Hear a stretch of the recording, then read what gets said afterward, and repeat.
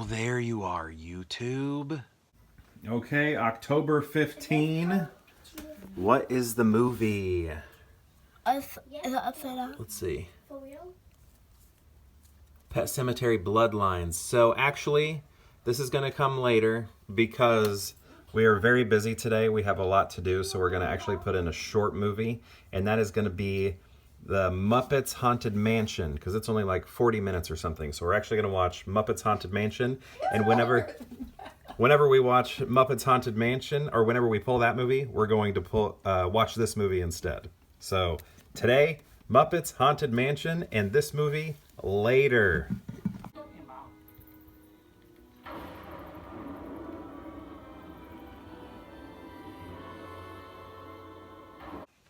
So the Muppets Haunted Mansion came out in 2001. I would have told you it came out last year.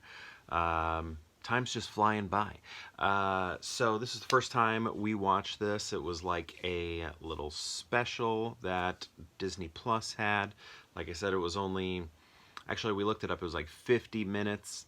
And it was... If you've ever been to... See, I've never been to Disneyland, but I've been to Disney World, so I know their version of the Haunted Mansion. And what was really fun about this movie is it was just heavy fan service, super duper fan service in a lot of ways. It's very much like all other Muppet movies in that it's Cameo City, but if you like Haunted Mansion, the ride at Disney World, probably Disneyland also. I think they're similar, if not the same. I think maybe the exteriors are different.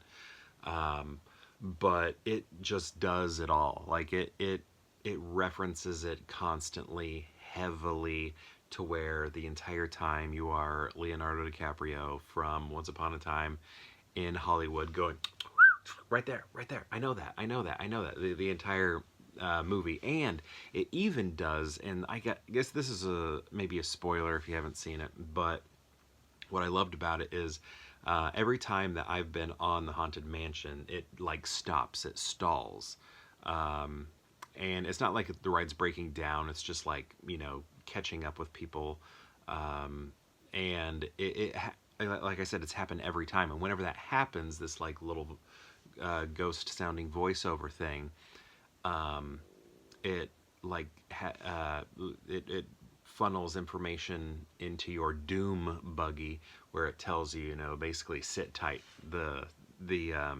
ride will continue in a moment.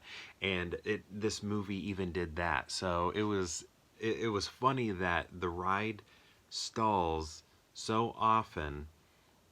It's designed to do that, but it stalls so often that they included that little speech in the movie, because they know if you've ridden that ride, you have probably listened to that little bit of audio, and I thought that was great.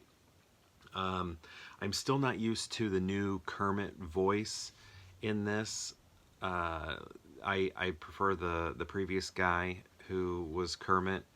Actually, he's my favorite ever. You know, like if you've seen, you know that Kermit. If you're my age, you know that one probably better than you know Jim Henson.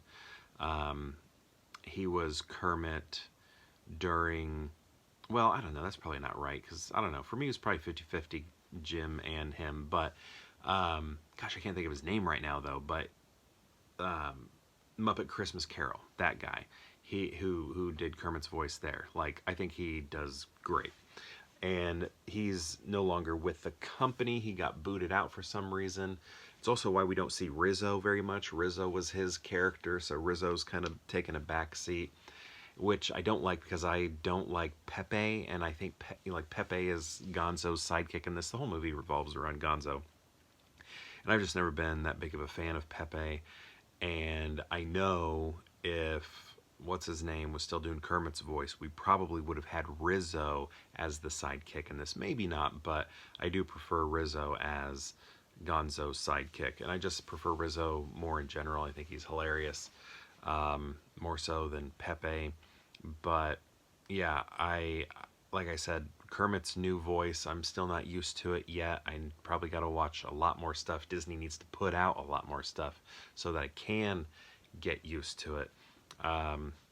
But yeah, that's a little weird.